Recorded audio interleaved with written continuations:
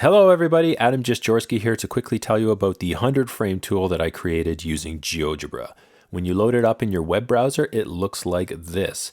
The first thing that I usually like to do, especially if I'm projecting this on a screen in a class, is to make the applet full screen. And you can do that using the full screen button in the bottom right hand corner of the applet here. And that gives us the full screen view. Now this is an interactive 100 frame tool. You can shade individual squares by clicking them, and clicking those shaded squares a second time will unshade them.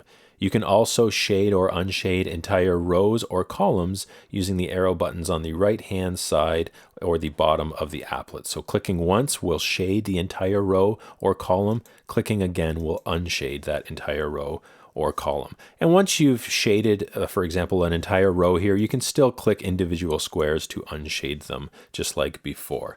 You can also use the pen tool up here in the top left menu to make annotations. So if I select the pen tool, I can write either on the side there, I can also write over top of the 100 frame itself. And while that pen tool is selected, if I'd like to erase some of my pen markings, I can do so by holding the right mouse button. Now there are other ways to clear the annotation. You can do so using the settings menu here, but before you hit that, you have to switch back to the arrow tool. So I'll select the arrow tool and select settings, and you'll see at the bottom we have a clear pen button, which will get rid of all of the pen markings. There's also a clear squares button, which will get rid of all of the shading on the 100 frame. The count option here gives you the option to count the shaded squares. So as you can see right now, I have 0 blue squares. As I start clicking them, you'll see that count go up. The column fill and row fill selections here allow you to hide those entire column and row shading arrow buttons there if they're getting in your way for some reason.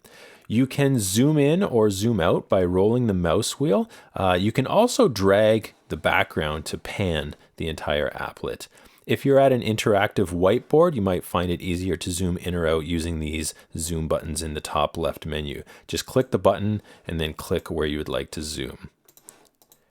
There is an undo button in the top right here and a redo button as well. So you can undo and redo steps one at a time. And last but not least, there is a reset button, which will take the applet back to its initial state.